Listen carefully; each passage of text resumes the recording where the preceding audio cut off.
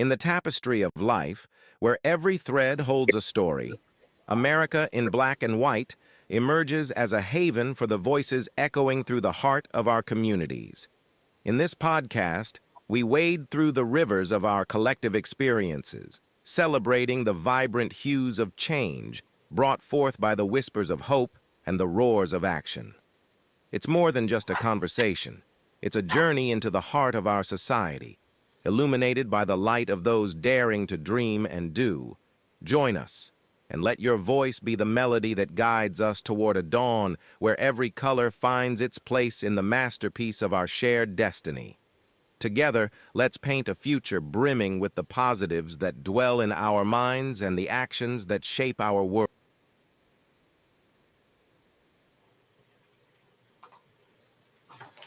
Good evening, ladies and gentlemen, and welcome to another episode of America in Black and White, where we discuss the issues that plague the marginalized and underserved communities and how we can best help to serve and inspire those in need of great inspiration. I'd like to welcome you all to our first episode of Black History Month, and we have a very special guest to start off for this month. And that person is actually Mr. Terry Lee. Terry was born and raised in Baton Rouge, Louisiana. He's always had a passion for interior design and decorating, but later realized my love for decorative painting. With that in mind, he created T. Lee House of Walls and Design. He offers creative decorative techniques to create unique, high-end designs for your walls and enhance the overall beauty of your room in any space. He services both residential and commercial clients and specializes in interior painting, texture walls, Venetian plaster, stencil designs, accent walls, batten board walls, custom canvases, and even stylish designs for future. Ladies and gentlemen, I introduce you all to Mr. Terry Lee. Hello, sir. Hello. How's it going? Oh, just great. How are you? I'm great. Excited that we didn't have any I didn't have any technical difficulties this time. Well, it's good to have the first time I was struggling, but yeah, I said I'm going to get on a couple minutes early. That way I'll make sure everything is taken care of. So I'm excited to know that I ain't have no issues. Well, that is great. I'm glad that you're here. Is there anything you'd like to add to your bio before we get into the show? No, you summed it up. You see, I am representing my business right here, T. Lee House of Walls and Designs. Yep. Very nice shirt. I like that. Thank you. So, with this being Black History Month, before we get going, is there just as you think about just time and past up to today's time, are there things that that come to mind that you just like to think about your career now and how you got here? Well, I know, just to get started, I know one person that really inspires me is Barack Obama. He still do.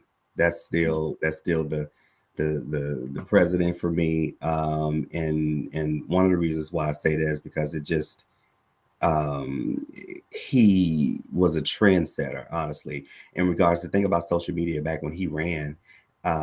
We social media wasn't really like that popular, and so he took that, or it was just kind of like on the rise. And so what he did, he partnered with Facebook, with Mark Zuckerberg of Facebook, and created a campaign and started marketing his campaign, via social media. And now everybody's doing it, so that's one person that I truly admire. And also with him being the first Black, president, the only Black president, he had to be perfect. Him and Michelle, they had to be perfect. You hear about different scandals with other presidents and different things like that, but he He couldn't do that. He couldn't do anything. He found, I don't know how he did it. I mean, he's human. I know I probably would have made some mistakes if I was in his shoes, but he managed to hold it together, any type of concerns, because like I mentioned earlier, he is human. So I mean, a lot of things was said about him.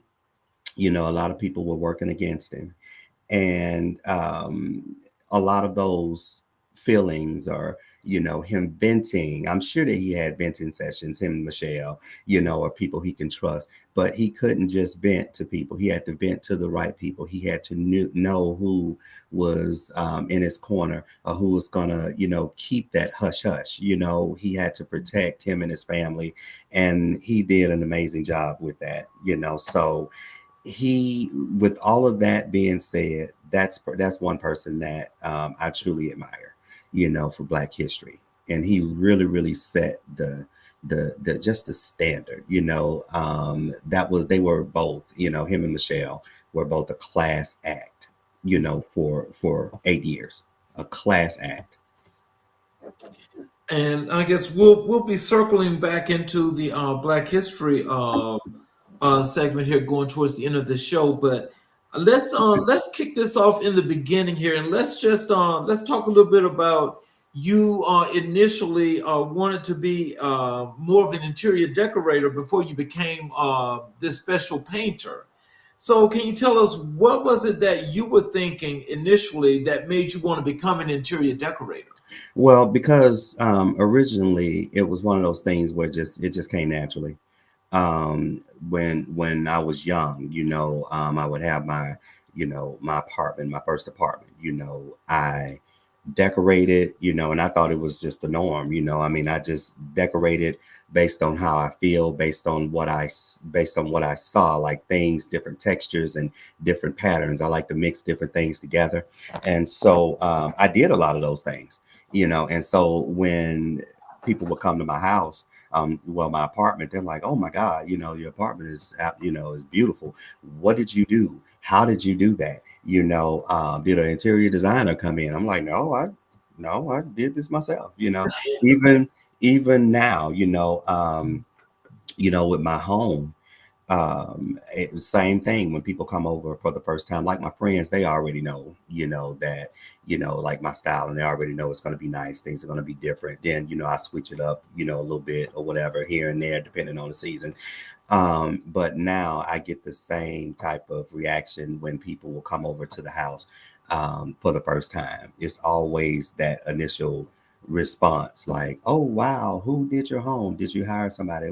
Did a professional come in and do it?" And so with that being said, I've always loved interior design, but never thought about doing it seriously, because I know, I was just thinking about like certifications. I never went to school for it. This is just something natural that I just have, not a training or anything like that. So I just, went into, my professional career, did corporate America, that kind of thing. But in spare time, I would just do things to my house, or where I lived. But what happened was, once I lost my job, my corporate job, and once that happened, I'm sitting here, getting unemployment, and it wasn't a whole lot based on what I was making. That was the most money I ever made in my life, and then I wound up, like I say, I lost my job there, and I'm sitting around the house on unemployment, filling out applications, that kind of thing. And I'm like, and then I just started doing, decorating even more. And then also doing things to the walls. I never thought about it. I would do basic painting here and there, but I never, really stepped into doing things and different type of techniques to my walls. And so I initially started doing batten board type things. And if you're not familiar with batten board, it's just the wood paneling is very popular right now. What different people do, and they create beautiful designs. And so I kind of dabbled in that, and it came out really nice. My first time I did another room, and it came out nice. But I wanted to take it a step further and not just do batten board. I wanted to do some different stuff, like doing textures and, like, making your wall look like a canvas, like wall art, So I just started going through social media, um, just going through, looking through the feeds and everything, and this lady popped up on my page, and she did these really, really cool wall designs, real cool wall designs. And so I was like, oh my God, that's what I want to do. And even, now what I do, once I learned those things, I flew to Atlanta, I took our class, and now I'm working, I'm doing it and I love it. It's just one of those things too, where um, with me not having a job, and I had my 401k, and, I invested in myself. And that's one thing that we, as Black people, a lot of us, we don't do that. And being that it's Black History Month, I want to tell just all people, period, but more, for my Black and brown people, invest in yourself, because no one's not going to invest in you except you, right?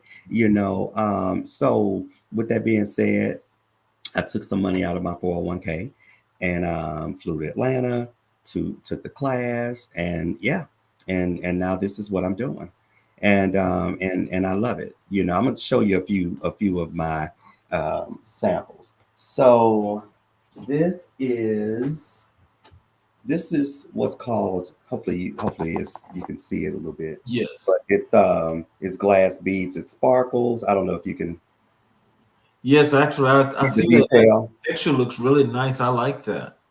Yeah. Yeah, and it looks like, when it's put on the actual wall, it looks like glass, like actual Mhm. glass. This Uh-huh. is um, this is another one, but this is um, a silver. It's the same one, but it's silver, and in the lighting, it really, really looks like glass. Oh, wow. And yeah, and this is another one. This what sold me. This is what I saw, online. This is a crocodile pattern. Oh, wow. So just imagine this on your wall. So how do you get that crocodile look there going on without getting a crocodile? So a lot of the things, now that's a stencil that you get this particular look from doing a stencil, right? Okay. And so Okay. people will say, especially with like the DIY thing going on, oh, I can do that myself. I can do it myself. No, it's truly a technique. You might think you could do it, Mhm. but it's a lot of things that are involved, like, making sure that, you properly prime the wall, making sure that you're using the right materials, because you have to have the right materials. You can't just do paint. You can't just do just a regular paint. It's a certain type of material that you have to use for that to actually stick to the wall and create that texture. And it's, once it dries, and it dries hard and firm, so yeah. So those are some of the things that that I do. I do like several, quite a bit of techniques, but those are just a few that I do. And it's and it's pretty fun. It's very therapeutic. Okay. So what was your main focal point that drew you from the interior decorating to actually get to the painting as an art form? What actually just fully put you at that point? Um, I wanted, believe it or not, I never liked painting. Hmm. And it's funny that I'm doing, painting, because you have to be able to paint correctly, plus do extra. This is painting on another level, what I'm doing right here. Okay.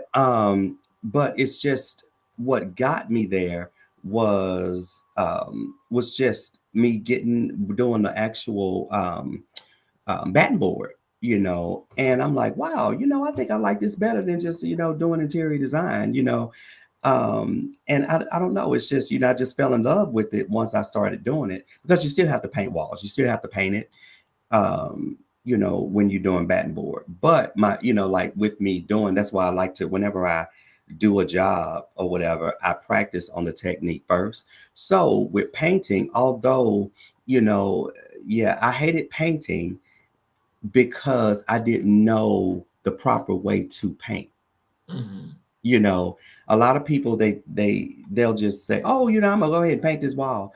And so being that I do it, I'll go in people's houses and I'll look at their walls and I'm like, ooh, I'm like, well, who did this wall? Oh, I did it. And I'm thinking to myself, yeah, I can tell because it's not properly edged correctly. It's a technique to do all of that. The art of taping, you have to be able to know how to tape correctly, Mhm. and even with painting, basic painting, if you don't tape correctly, like it takes me, depending on what I do, it takes me like about a good 45, well, depending on the size. If it's a small space, it might take me maybe 20, 30 minutes to tape. But just say if it's a big space, it might be 45 minutes to an hour to make sure the tape is correctly laid out and it's firm. You have to be able to do it correctly before you start painting, because once you do that extra work in the beginning, and then when you pull that tape off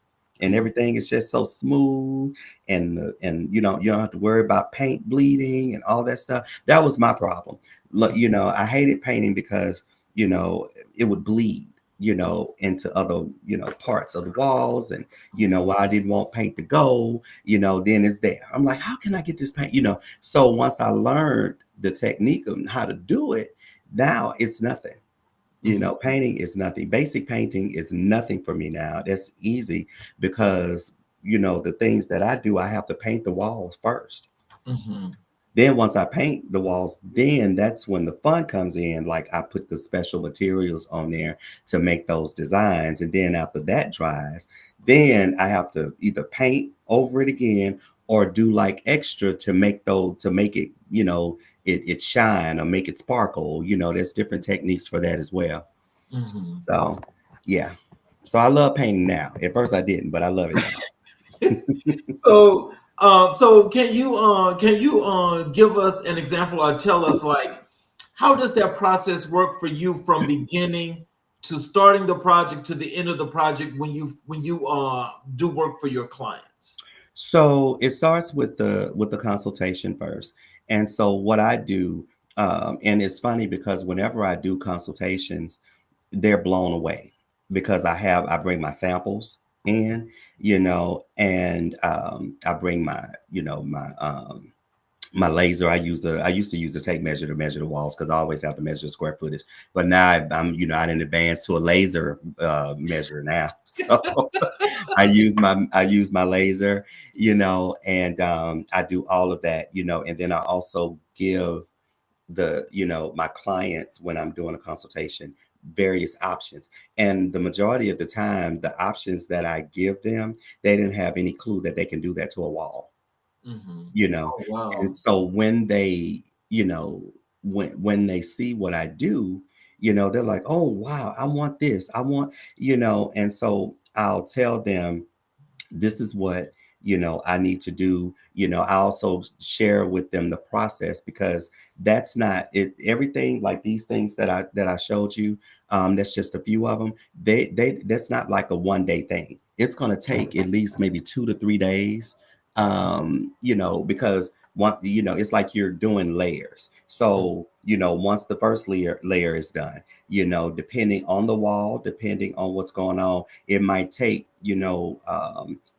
4 hours for that to dry. And then I'll put another coat of something different on. Then that has to dry. So once that happens, that's a whole day right there. Then I have to come back again to start on the next layer.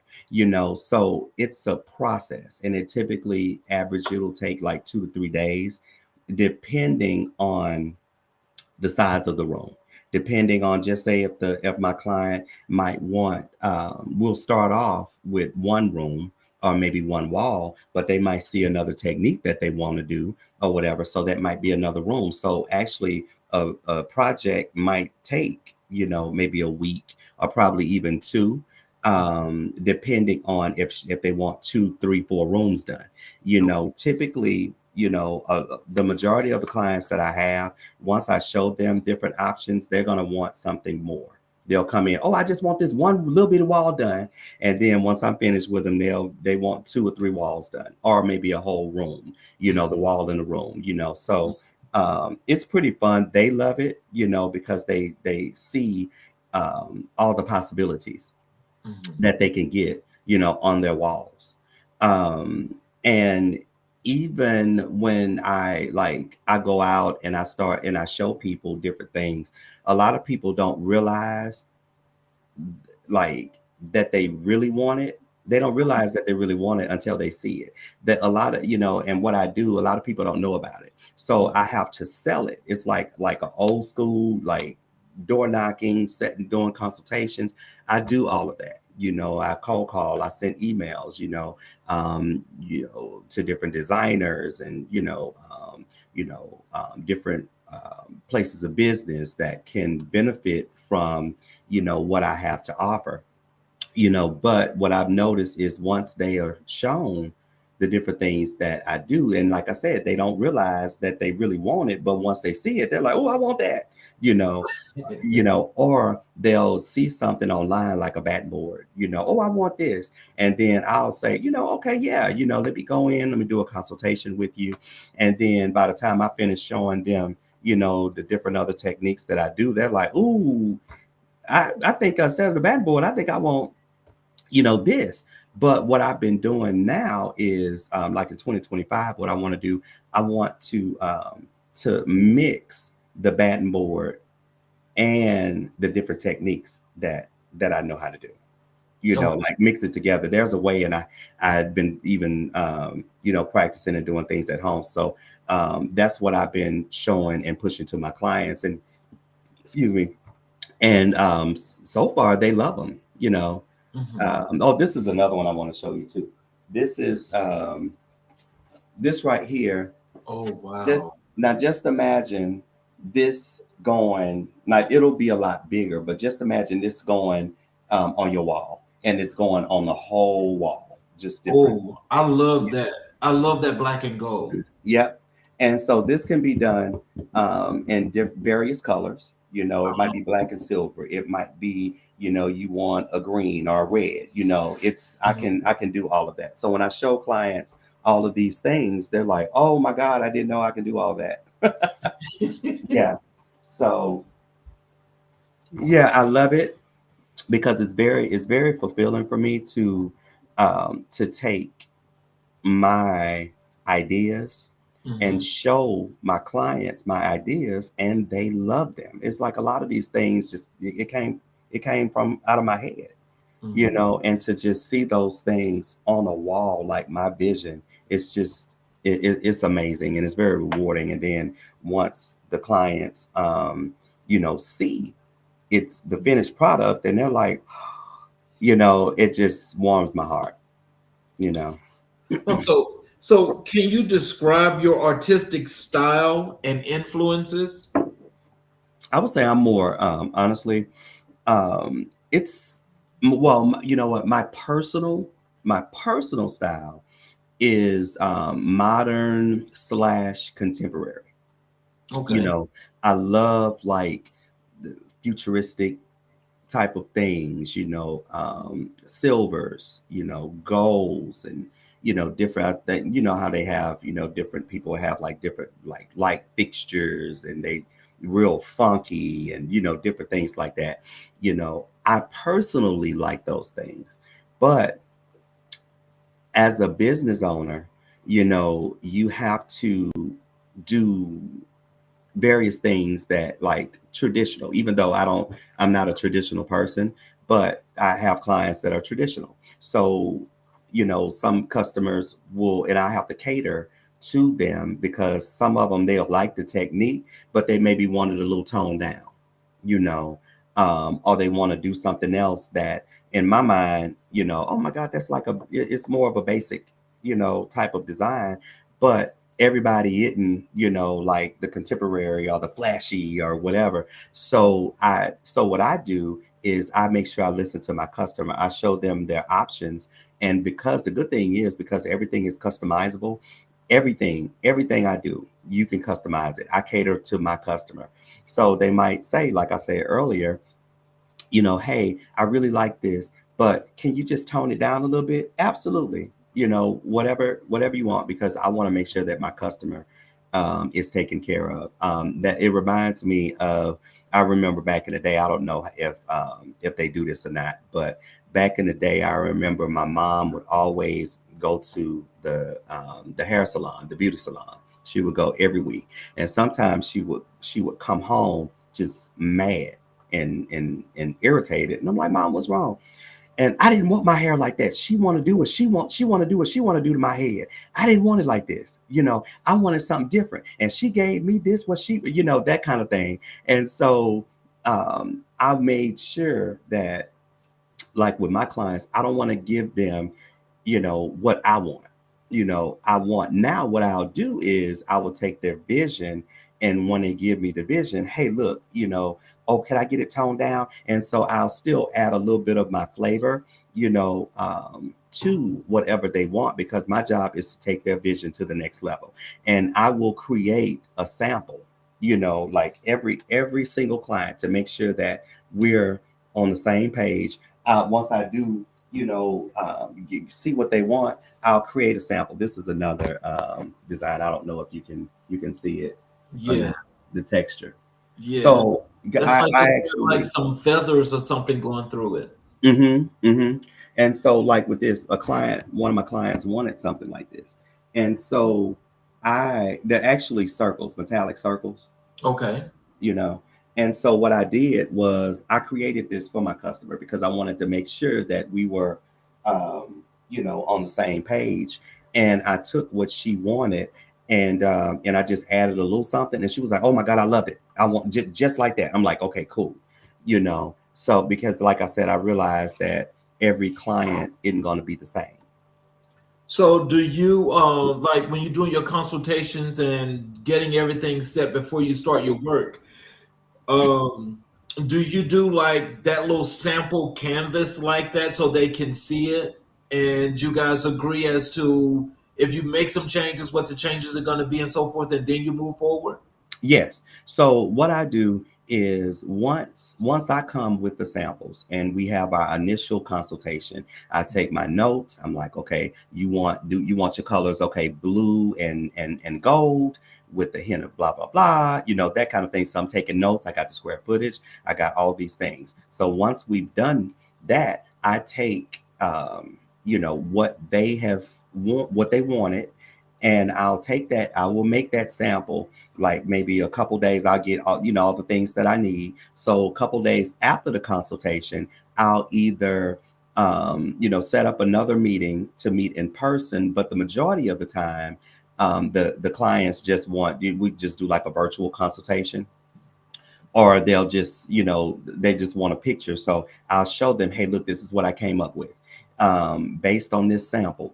Am I on the right track with what you want? And if not, we can tweak it or whatever. And so the majority of the time they're like, yes, that's exactly what I want. So now, since we got that, then that's when I start like, getting the stuff. And of course they have to, once I do the samples or whatever, this is when they've locked in their deposit, because I don't do anything until, once I give you the quote, and then, you either pay half up front, or if you pay the whole thing, then I'll give you a discount, up front, if you pay like the whole balance.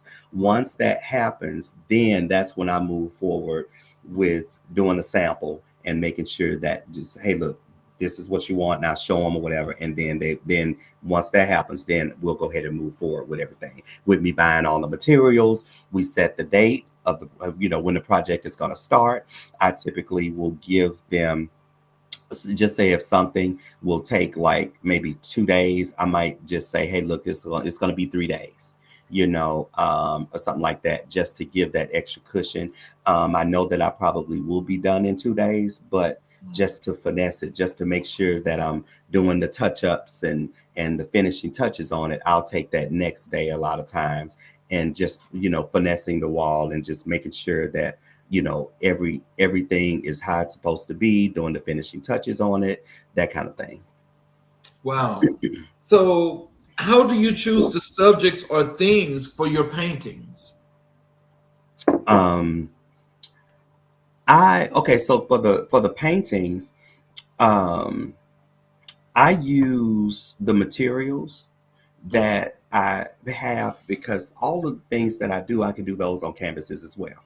Mm-hmm. So the good thing of what I do, everything is interchangeable. So just say if someone is like, you know what, I really love this sample, but I live in an apartment and I can't do anything to my walls like that, but I can put a canvas on my wall. I'm like, I tell them, okay, say less, I got you, and so I'll do the same thing and maybe add a little something in there, for a canvas, Okay. because like a lot of the painting, like if it's basic painting and I could do a little design with the basic painting, yeah, I could do that. But if it's something like, like this, what I showed you earlier, if it's something like this, you Uh-huh. can't. I'm not gonna. If you live in an apartment, I'm not doing this. Because I don't. Because typically you can't. You can't do anything that permanent. Right. To a wall. Right. But that person might want that particular design in a canvas. Mm-hmm. And I'll be able to do that for them. So to answer your question, I pick my materials, based on what I have, because I do have a lot of materials and like from different jobs and different things like that. And I'll just take a lot of those materials and put them on a canvas and just make beautiful wall art like that. Okay, so tell us about your creative process from start to finish. What is that? What is that like? So when I go into a job, the majority of the time the client typically isn't there, which is good. It's fine, So what I do, I tape off. I have my headphones on. I'm grooving to my music because I believe in making sure that you have a high energy, and then with me. Um, being hyped, and listening to good music. I don't know, it just put me in a zone. And then I'm like, okay, yes, I'm excited, I'm amped. And so I get moving on it. And so my process is turning my music on, getting in my zone. I make sure that I eat because you gotta have energy. I made that mistake one time by going into a job. I didn't eat anything, and oh my God, I was so drained, the majority of the time. But since I learned that, to make sure that you eat, I always make sure that I eat in the mornings before a job, have my music on, I get started, and I also take my breaks because, I used to be really, really bad with, okay, you know what, I'm gonna go ahead and just skip a break, and just work through. Well, what that does is if I'm working through, then I'm tired. You have to give your body a rest. And even though the different designs that I do, they're beautiful, but it ain't for the weak. It's hard work. Don't get it twisted. To make your walls look like that, what I just showed you, it's a lot of work. It's a lot of wear and tear on your body. It's a lot of work. And and sometimes when I have to really, really break that down to my customers to let them know this ain't just, this ain't gonna be done in an hour. And then especially if I gotta do something on the ceiling and I'm, trying, bending my back and, I'm on my knees and bent, that kind of thing, that's wear and tear. And then with your arm, you're doing painting and it's a repetition. You keep doing that over a period of time. And then if your arm is like this over a period of time, all of this is gonna start hurting. So you really, really have to, take care of yourself. And that's what I do. I make sure with my routine, I eat before I start a job. Like I said, I have my music on, put me in that zone so I can get going and just be hyped throughout the day. And then I also take my breaks, and I don't work all day either. That's one thing I had to learn. I would do like 8 hours, 9 hours straight. Nope, I'm doing six. Depending on the job, I might do an 8 hour day, depending, but typically it's going to be like maybe a 6 hour day. To make sure that my body is good, because it is a lot of hard work involved. So do you have to stay primarily try to be about as fit as possible when it comes to the work that you do? You have to. That's why exercise is so important. And it's funny because I hate exercising. I do.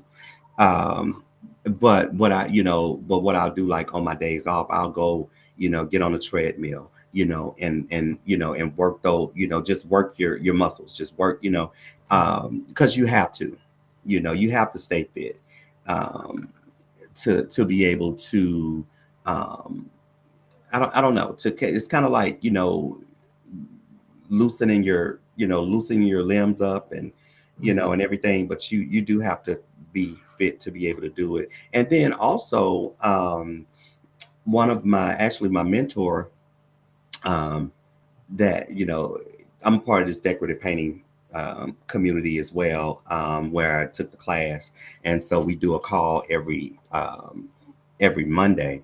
And so she was telling me about readjusting. I never heard of that, readjusting your body, your back, and all of that. I think it's called readjusting or realigning, Mhm.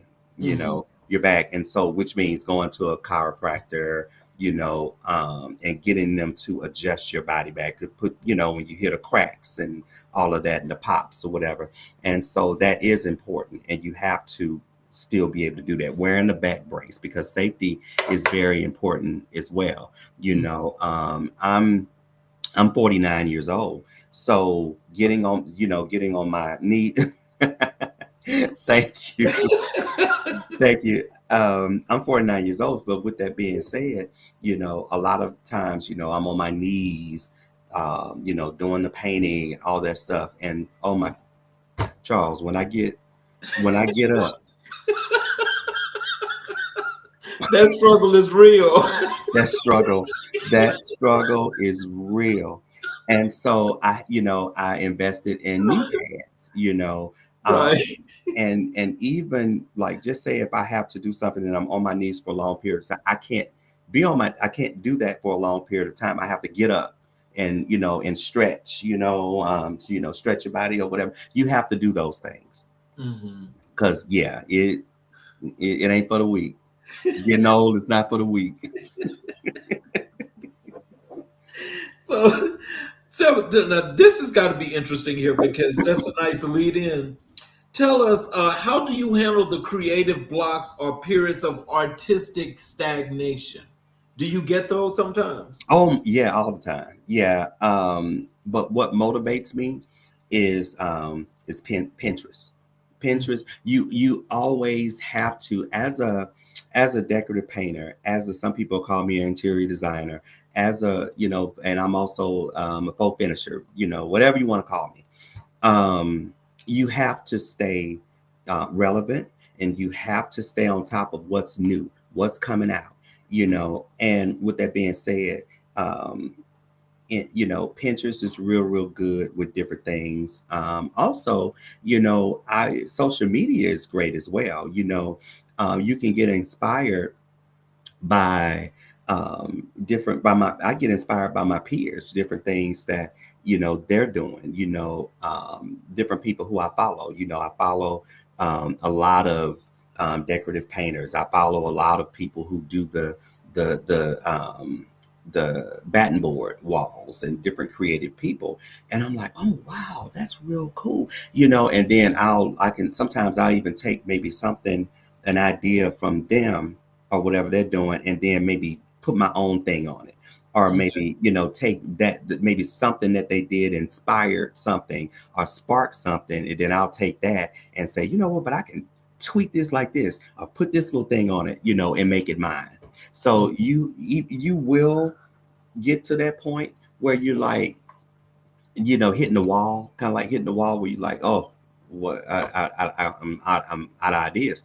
But you know, you have to stay inspired in order for me to continue being lucrative. You know, in my business, I have to stay on top of that. Mhm. Yeah. So, what are some of those things that keep you inspired? Like, is it like just looking at art? What are those things? Yeah, looking at art. I might be at a restaurant with friends, and it's so funny because they're, you know, all my friends are like, there he go again, looking at the walls. You know, I'm looking at walls. I'm looking at paintings, and and I do it. It's really really crazy, and so I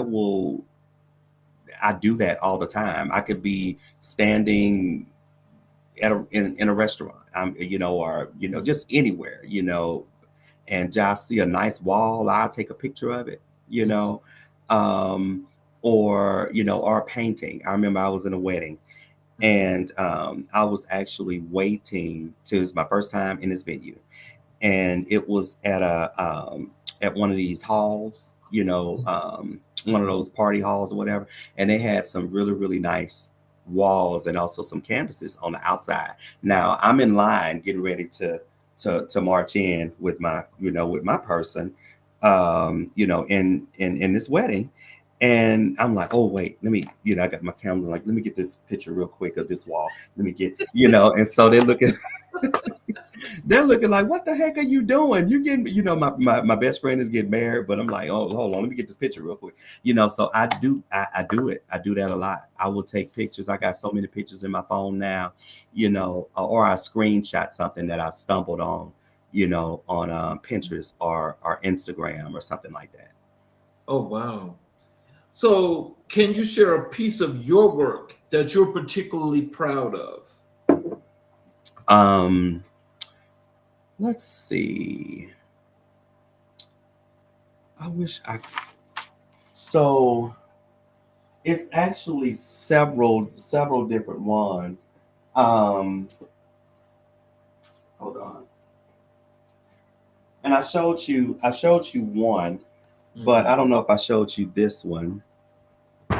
Okay. No, I we don't know didn't if see you can. that one. No, we didn't see that one. Okay. So this is a texture.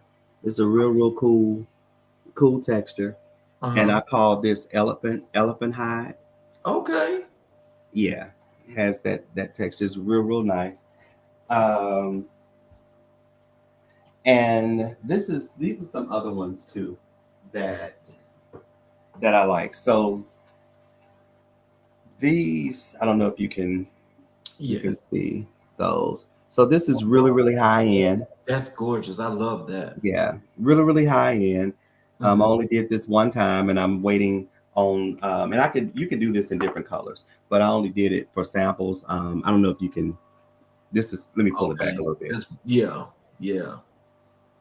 so you can kind of. So this is a very nice. This is actual, believe it or not, glass, sanded glass. Mm. Yeah, I hated that. You know, you can't really. There we go. It There you depends go. on the lighting. Yes. Yeah. So these are things that I'm very proud of. Mhm. Um, uh, and and honestly, you know, those are a few things that I'm proud of. But honestly, all of my work, you know, I'm proud of, because the thing is, they're my designs. And for me, like I said earlier, for me to be able to put my thoughts and they're actually implemented, you know, on someone else's walls or rooms or something like that, and they actually like and love what I do, Mhm. that's, man, it just does something to me. It really, I love that. I love to see my customers happy, and I'm like, oh wow, yeah, that was actually my thought. And and it's just something in my head, and I'll do a sample. I'm like, you know what, let me do this real quick and see how it looks. And then I'll show a client, oh my God, I love it. And you know, it just makes me feel good. So I would say, honestly, those are the ones that I showed you, you know, I'm really proud of, but I'm really honestly proud of all of my work, Mhm. all of that, all the things that I've done thus far. So, how do you incorporate color and textures into your paintings? Like you just displayed like that those last samples that you showed. How do you make those? How do you make those textures and all of the color? How do you make those come together?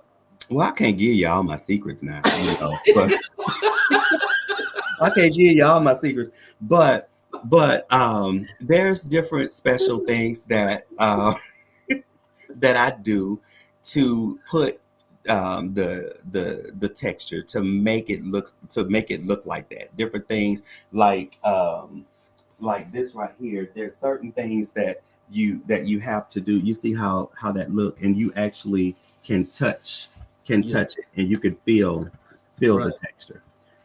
So with that being said, not going into detail, that it is a special process Mm. that you have to do. But a lot of the materials, um, some of the materials that I get can make those textures, for me. But the thing is, with that, the materials can be kind of costly, which means, like what I do, the client does understand. I go through all the charges with the clients or whatever, but it's not necessarily the um what's the word? Inexpensive. Hmm. It can be it can be costly depending on what you want, Hmm. but a lot of the cost is the supplies, because the supplies for 1 gallon of paint, depending on the texture, depending on what texture you want, it can be $150 Oh for wow. one. For this particular, the one that I showed you earlier with the glass beads, Yes. this right here, to make that this is $147 for a gallon. Oh wow. So same thing with the crocodile. Hmm. To make that crocodile or whatever, that pattern, that paint, it's very expensive, and it's not a paint, it's an actual plaster that you use, and those things are expensive. But you think about it like this. Yeah, they can be kind of costly, but the finished product that you're going to get, first of Hmm. all, you're going to get something that no one else, that people, very few people have, in their home or business. Which honestly, when I first started, I'd never seen anything like this before, and a lot of people that I have showed things to, and they're like, "Oh, I've never seen that before," and it makes it more intriguing for them. Like, "Oh, yeah, I can. This is an exclusive because things are custom, and because it's custom, it can, depending on what you want, it could be a little costly, just depending." But a lot of it is affordable. It's definitely affordable, and it's one of those things. Like, it doesn't matter. I feel like this. I know how I am. If it's something that you want, Hmm. you'll make sure you get it. I don't care what it is. As for you, you gonna make sure you get it. Whether you might have to save up couple checks, you might have to do something or whatever, but you'll make sure that you get it. If it's something that you really want. I love that peacock. Oh, thank you. Yeah, I love that peacock. Oh my God, that is not that's a gorgeous picture as well. Oh, thank you. Thank Did you. you do that? Yeah, yeah, I did that. I just put that was actually one of the first backboard, walls I did. I just put I did something simple, as you can Mhm. see the boards. Right. That's blue. It's blue and gold. Mhm. I don't know if you can see the blue board in there, but it is a blue board in there. Yeah, because And it even looks green from back here, but still, that's gorgeous. I love that. Thank you. And even when people come over to this room of the Mhm. house, just kind of showing you, everybody love this chase. You can see Right. the samples or whatever, like right here, but they love that yellow Mhm. chase with the black and white. Yeah. So, but thank you. So, what role does emotion play in your artwork? Um, it plays a big, big part. I have to feel what I'm doing. Mm-hmm. If I don't believe in it, if I don't feel it, if I don't believe in it, then I'm not going to push it, and I'm not going to sell it to my to my client. I have to believe in it, and a lot of times if you believe in it, your client will believe in it too. And if you're passionate about it, your client will see that, and they'll actually even probably want to even buy something from you even more because you are passionate about it and you believe in it. But feeling does play a heavy part in the decision making of what I want to create, as well as well as the client. And also, I had to kind of get out of my head, because clients, everything isn't for everybody. So they might like one thing, and then they'll look over here something that I really like, and they'll be like, "Oh, I don't like that." And then in my And in my mind, I'm like, wait a minute now, I just want my favorite. What you talking about? You know, like, because honestly, as a design, you know how Erica Badu said, keep in mind, I'm an artist and I'm sensitive about yeah, it's one of those things. But at the same time, you have to know that everything isn't for everybody. And Right. so now I don't take, I don't take anything personal, anything like that, because you have to remember that it's everything in for everybody. And the thing is, I've never had a client to say, "Oh, I don't like any of your stuff. Everything is ugly." I never. No, what they'll do, they'll be like, "Okay, you know what? No, I don't care for that one, but these four over here, oh, I love those." That kind of thing. So I don't, I don't take anything personal, but feeling plays a major part in what you do and what I do. So, how do you stay motivated and inspired to continue creating? um keeping my community, it's multiple things that I do. I stay creating different things to offer my clients, and then also keeping my community close. Like I said, I'm a part of this decorative painting academy, and we, have a call, every Monday. And even if I have questions or anything, all these people, it's like about 30 people in there. Anybody, I can reach out to them. Just say if I'm like, okay, you know what, this product didn't working for me, or how did you do XYZ? That kind of thing. We share those nuggets with each other. And we do sometimes have to really motivate each other.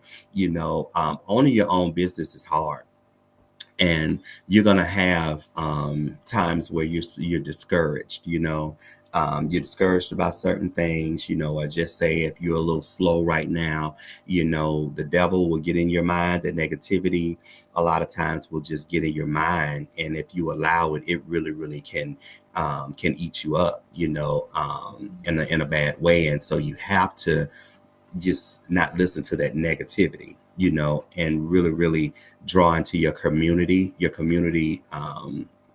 like even more. That's why I don't even now, it's just a norm for me. I'm staying in touch with my people. We're on calls. We keep in touch with each other. We keep each other lifted up. Hey, look, I just created this new sample, this new design. I want to show it to you. Let me know what you think. And they're like, "Oh my God, that's hot. Oh yeah, wow, I might use that, blah, blah, blah, that kind of thing." We help each other in that way, or if we have like a great idea, we share those things, and one thing that I know a lot of people, they don't do is share. You have to share, share with your community. You never know, that one thing that you get for someone, it might benefit all of y'all. You just never know. So yeah, sharing is caring, You know honestly. something? I will say that that's the one thing that I'm really, really happy to hear you say, is that you guys have created a community to where where the sharing is real, everything that you guys do is real, and it's all about the creative process. That's a growing process, but Yes. also a family process. Yes. I like that. Yeah. You have to, you know, and also it's one of those things, collaboration Mhm. is so important, you know. You have so many people now that's like, you know, that's out now. Oh well, I'm gonna get this money. I'm getting this money myself, you know. I'm blah blah blah. But the thing is, I'm telling you, I met a lot of people like that. I know you stay over there. I'm getting this money myself, you know. Okay, you know. But at the same time, you know, you collaborating, that can turn into something even bigger, you know. Like I collaborate with somebody, and then, you know, you don't know who I know, or I don't know who they know. And then what we've done cut together, that somebody could see that and then might want to use us again if we can team up. You know, it just really, really, it can open up the floodgates, honestly, you know, with success. But a lot of people just don't want to collaborate with each other. And that's what it's all about. So tell us, what advice would you give to aspiring artists? Don't listen to negativity. Don't listen to people, because you know how you're gonna always have that one person, and probably gonna be always it's probably gonna be you know, multiple people that will tell you, you know, before you do something. Oh, what do you think? You know, I'm thinking about doing, you know, XYZ. What you think about that? Nah, I wouldn't do that. That don't sound like you. I don't know about that. You know, that kind of thing. Don't listen to negativity. If it's something that's, you know, in your mind, the majority of the time, if it's something that's in your mind, if it's something that it's like, if you like, every time you eat, every time you sleep, you wake up, you think about the same thing. Before you go to bed, you're thinking about it. Chances are maybe God put that, you know, on your spirit, that's designed for you to do, that ain't designed for that other person. So that other person might not get your vision, but it's clear to you. Just because they don't get it, that don't mean that you are supposed to just stop. Oh, you know what? No, they said, my friend said that, blah blah blah. No, you push, you keep doing it, you know. And that's one of the major things that I can tell people. If it's on your mind, if you dream about it, if you know, if you just, before you go to bed, like I said, if you think about it or whatever, before you, when you wake up in the morning, if you think about it all day, chances are you supposed to be doing that, and you do it, and you do your research. Now I ain't saying just jump out there, you know, and just do it. You know, you have to do your research. You have to be strategic about it. If you have a full-time job, you know, you can't just quit your job. You know what? I'm quitting my job tomorrow and I'm gonna pursue blah blah blah. You can't be no fool. Now you still have to work, you know, work things out and plan for it. If it's your, you know, end game to be able to do what you do full time, yeah, that is realistic and it can happen, but you have to prepare for those things, you know. So that's what I can tell people. If it's something in your mind that's like telling you, hey, I want to do this or whatever, don't sleep on it. Do it. Okay, John C. Now we're going to transition over to these wonderful things about Black History Month. Okay. And I want you to tell our audience what inspired you to choose Tyler Perry as your influence in Black history. So Tyler Perry, I'm gonna tell you, Tyler Perry created his own lane. He totally created his own lane. Back when I mean I think I've watched, you know, the majority of all the plays, and I lived in Atlanta back when I know he did a couple plays in New Orleans, and I'm from Baton Rouge, by the way. But in New Orleans, you know, he did a couple. I think he did a play or two, and they wasn't successful there, but he didn't give up. Mhm. He moved to Atlanta. And I remember, you know, when Tyler Perry, he'll be doing these play. I remember when AOL had just like came out and all that stuff. And so he had a mailing list. And he would be on that mailing list. I would be on the mailing list. Hey, I'm gonna be doing these shows, that kind of thing, you know. Um and I remember going to several of his plays. He would do them all the time in Atlanta, Fox Theater or whatever, but he created his own lane. He did not let no one tell him, oh, well, because he was a lot of people. It was a lot of people telling him, oh, you can't do that. You can't do that. And he didn't get it from just, that people that were in positions to help him. He got it from his own community a lot of times too, but he did not let that stop him.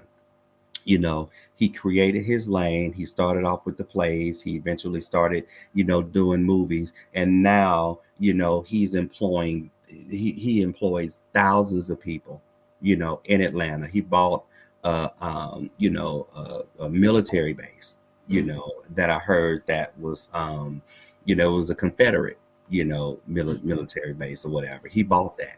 And now he's employing all these people. I just love people that that don't let the negativity get in their way.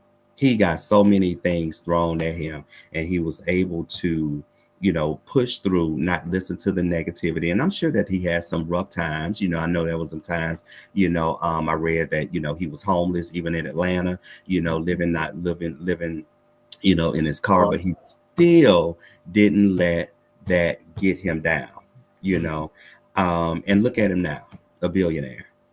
Yep. And an influencer. Even with the networks, he does things, differently, like with the different episodes, like with his shows and stuff. I don't know a lot of the details about it, but I know that he, like with his shows, it was a certain amount, like a package that I heard that, it was like a standard package that they do for like his episodes and different things to get airplay on the shows or whatever. But what he did, he's like, no, I don't want to do that. I want to do it like this. And so the networks were like, no, we don't do that like that. And he's like, no, I want to do it like this. And guess what? They tried it. And now that's like one of the things that the networks do now. He negotiated. He believed in himself so much, and he knew that he was going to be successful. And look at him now. He created his own way. And when the networks would tell him no, he's like, you know what? Okay, I'm gonna do it. Like I'm still gonna do it. I might have to, instead of going to the left, I might have to go to the right and maybe under a little bit, but I'm still gonna come up and I'm still gonna do it. And he did it. I hope I'll be able to meet him one day. So how has Tyler Perry's work impacted your own career in life? I think about that, his success damn near every day, because I hit roadblocks a lot of times myself, because even though I have clients that believe in what I do and they love my stuff, but I still have people, I get doors shut in my face. I get people that brush me off, or well, somebody will contact you, and based on the energy, I know that they're not going to contact me, different things like that, so how it influences me and motivates me is I think about his story. He's human. He was just like us. Yeah, he's a billionaire now, but it was a lot of blood, sweat, and tears in that, and so it's just one of those things where, all of the no's that I do get, I'm going to get maybe 2 or 3 yeses. And that's the thing that,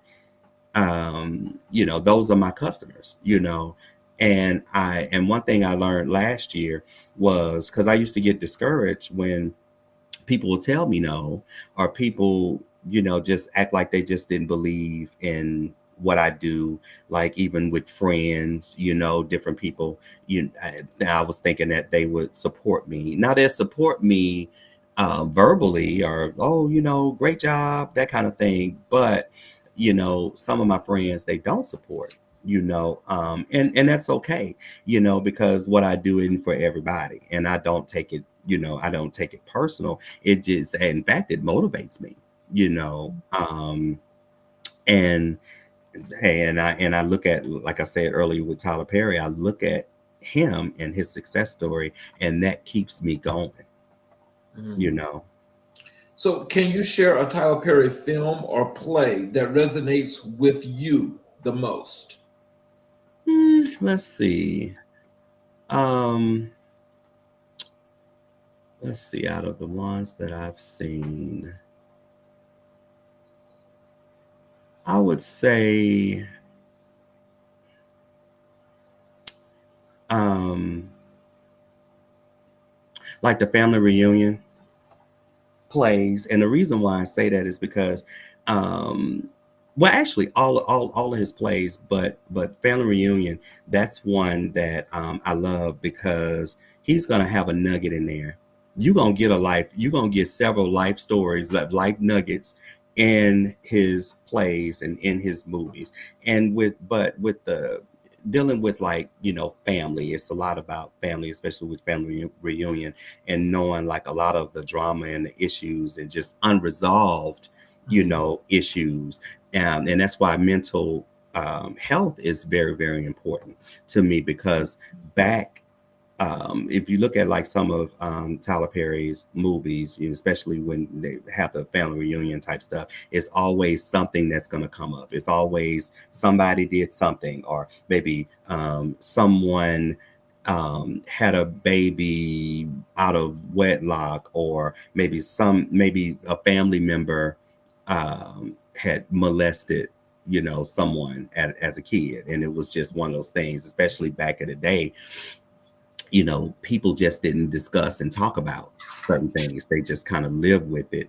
But the thing is, when you live with certain things like that, or maybe even abuse, domestic violence, when you live with those things, especially in our culture, we're so designed to, okay, hold it in, you'll get over it, you'll be all right, and I mean, I was raised like that, but it ain't like that, Right. I even with that being said, like how I was raised, it really trickles into certain things, certain like relationships. It really trickles in your relationship.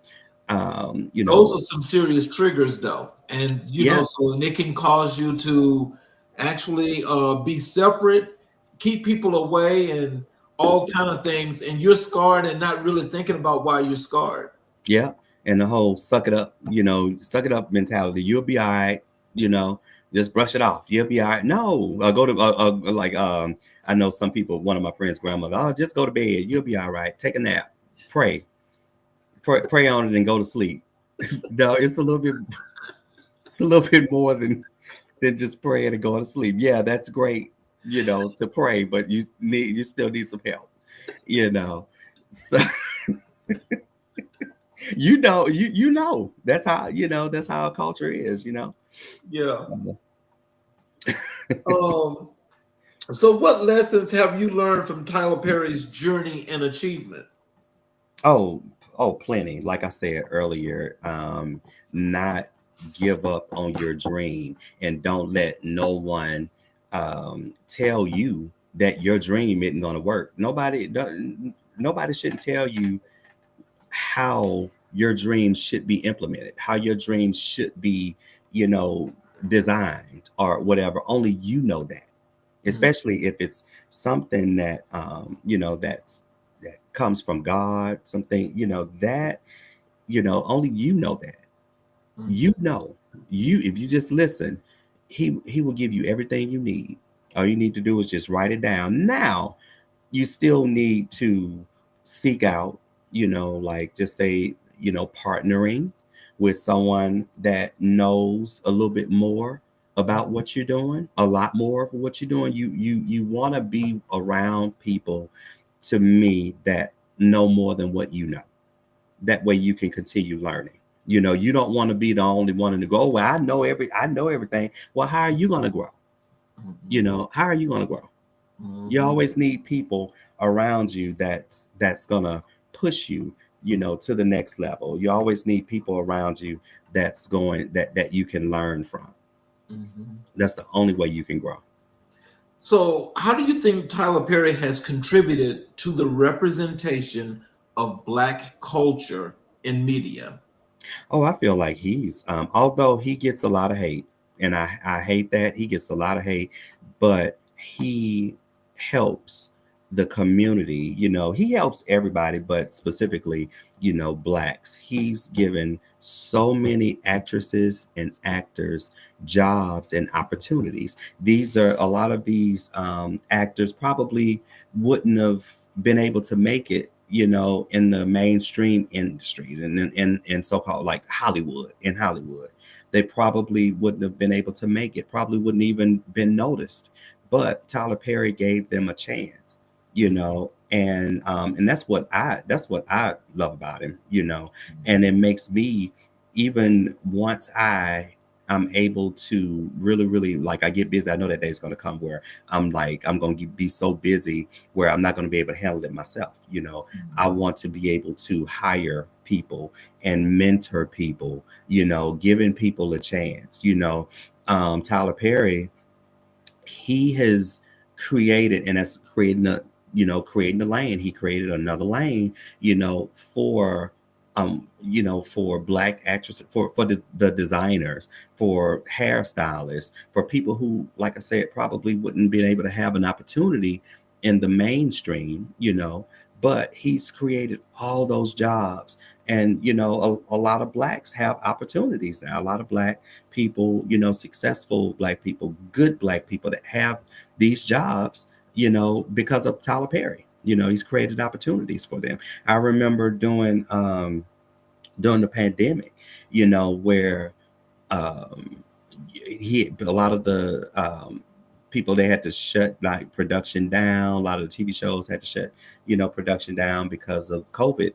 And he built trailers, for his people. He gave tests, he tested his crew, and he continued filming and allowed those people, all those actors and the designers, the staff, all the staff, the people that was in the background, to continue working. And that's just amazing. I feel like he doesn't get enough credit, because he does so much for people, and especially, black and brown people. So what do you admire most about Tyler Perry's approach to storytelling? It's no other. He could tell a story and just make you laugh. He always have a even though you will get a nugget through there, he will have a serious conversation, but he always have a comedic, that comedic thing going on too, so I love that about him. He can tell a story. He draws you in. He really does. He always draw you in. So we're going to go back to something that you mentioned earlier. And I want to ask you, how has Tyler Perry's philanthropy influenced your own community work? So with Tyler Perry, the way he gives back, like actually giving back to communities, building homes, building communities that can help, black and brown people. Of course, I can't, give on his level, but what I do is like give back. I do help, just mentor young people. And I do give back to the community like that with volunteering, with different things like that, or anybody have any questions or want to learn about artistry, faux design, decorative painting. It's not a whole lot of us out there, so when I see people that reach out to me, that want to learn, I do help them, along the way. And then with business, period, with it is manuals out there, honestly, with starting your own business. There's things out there, but a lot of times it's the majority of business owners, they tell me that they learn from trial and error, and it shouldn't be like that, so what I do now, based on what I've experience, I'll just share the information, with people, and that's what I wish that we would do more of, share, just share things. Hey, look, this is a lesson learned for me. I know that you wanted to do this. But just in my experience, I would maybe take this approach because I tried it like that and that did not work, or that cost me like thousands of dollars if I did it like that. But this way, it will save you thousands of dollars if you do it that way. Different things like that. So, can you describe how Tyler Perry's work has inspired you personally? I would say personally, it has given me the drive to drive my own business because of like just thinking about his experience, what he went through. It was hard, going through a lot of the things that he went through, but he kept going. He kept going. He didn't give up. And what I said earlier about that little negativity, that evil thing that speaks to you a lot of times, negativity like, oh, you need to quit. You ain't gonna make no money. You're not gonna do, that kind of thing. You ain't gonna get no customers.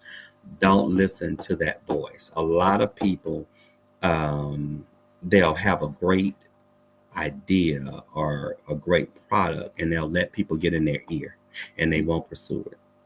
But what I do, I purposely make sure that, I have positive thoughts, also another person, one book I remember last year when I was going through it, just being discouraged about certain things, that kind of thing, especially like with my business. A friend of mine, he's another person that's very, very, uplifting. He has his own business as well. And we're each other's accountability partners. And he said, Terry, he said, I know what you're going through. He's like, I've been through it too. He said, you need to listen to this book by Tabitha Brown. It's called Food for Your Soul. I don't know if you've read it or I listened to it. That book is powerful. That book helped me and it got me through, through that negativity because, she went through it. She went through the struggle too, and just hearing her story was motivating as well, and it was just the way she described it. It was just so, I don't know. It was like she was a friend. She was like my kinfolk, the way she described it. I'm like, dang, I went through that too, certain things like that. She was very relatable. So just anybody who see this, that's one book that you definitely should get, Tabitha Brown's Food for Your Soul. I think it's Food for Your Soul or Feeding the Soul. So what message do you think Tyler Perry's success sends to the Black community?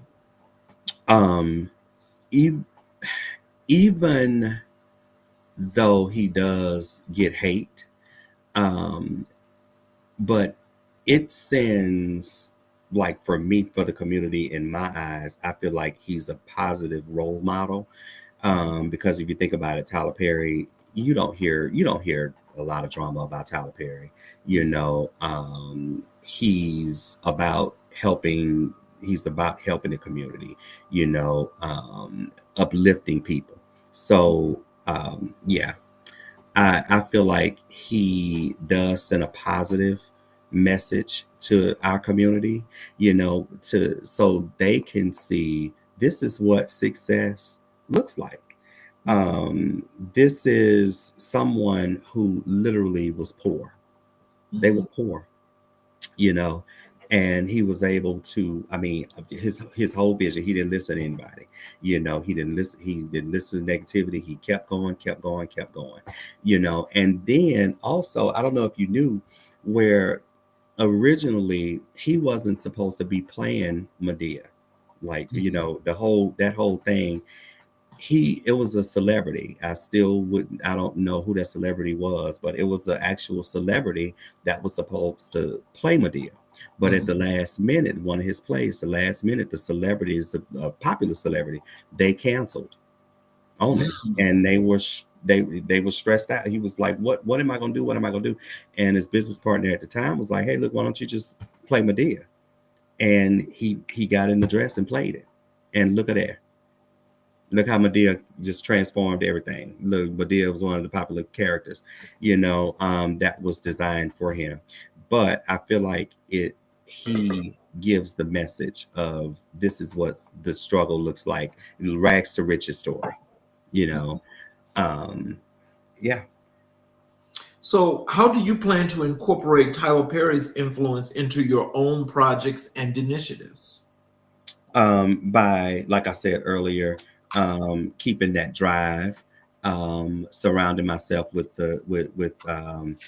positive people, and always having your tribe, always having your community around you, and keep pushing even when the negativity is around you. Get it out of your way, and really, really keep your eye on the prize. That's what he taught me. You got all this stuff going on around you, and you just stay straight. Don't even worry about all that foolishness that's going on around you. You keep Mhm. straight, keep your eye on the prize, and you're going to hit that goal and even probably surpass it. So that's how I live my life in regards to my business, just staying focused. Yeah. So in closing, what are some things you'd like to leave with the audience, including how to contact you, how to follow you, or anything you want to leave them as an inspirational message as we end the show? Do not give up on your dreams. Believe in yourself, and also, most importantly, invest in yourself. We invest in other people, but you invest in yourself. Take a chance on yourself. That's what I can tell people, because I'm doing it right now, and it's very rewarding, just seeing how people love my vision, and people love it. So I would tell people, just continue, push through, and just stay the course. And if you have a business that's maybe struggling right now, keep going. It's going to pay off for you if you keep going. But to contact me, I'm on all platforms. I'm on all social media, Instagram, Facebook, TikTok, at T Lee House of Walls and Designs. And that's the letter T, Lee, House of Walls and Design. And yeah. And this is, I'm proud of my shirt. And then in the back, these are things that I actually do. All the things that I do. I don't know if you see it. Yes. Yes.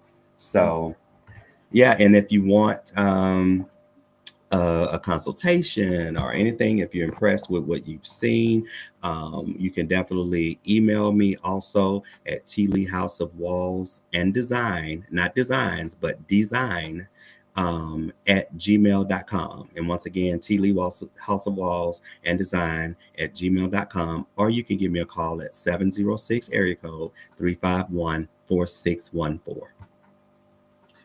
Well, I'd like to thank you for spending some time with us and showing us all these creative designs that you have been doing at this point. Absolutely. And it's wonderful to see, your growth from the first time you're on the show up to now, because, good things are due to all that do good things. And, Hmm. um, I think it's one of those things that, for inspirations to our audience that we target, Yeah. these are some of the things that I'm sure that a lot of them can get, not only some inspiration from, but want to do probably some of the things that you're doing. Yeah. Yeah. And I want to thank each and every individual that has watched the show tonight. Please, if you're watching on a YouTube channel, please hit the subscriptions button as well as the notifications button, to where you can watch each and every show that we do live. You will get a notification when the show is about to go live, so you can watch it live, or you can go back and watch the show whenever you choose, as well as all of our other previous shows. And just tell us what you think as well. Give us some feedback. Hmm. Let us know, and we definitely appreciate it. Tara, I want to thank you again for spending this time with us, and you helping us to kick off Black History Month here on America in Black and White, which is really, really wonderful. And I want to thank you for that as well. Thank you for having me. I really appreciate you having me again on the show. Thank you. Yes, sir. And for all of you that are watching, please tune in tomorrow at 6 p.m. Eastern Standard Time as we have another great guest here on America in Black and White, where we are definitely helping the underserved and marginalized communities to grow, expand, and to connect. Thank you again, Terry.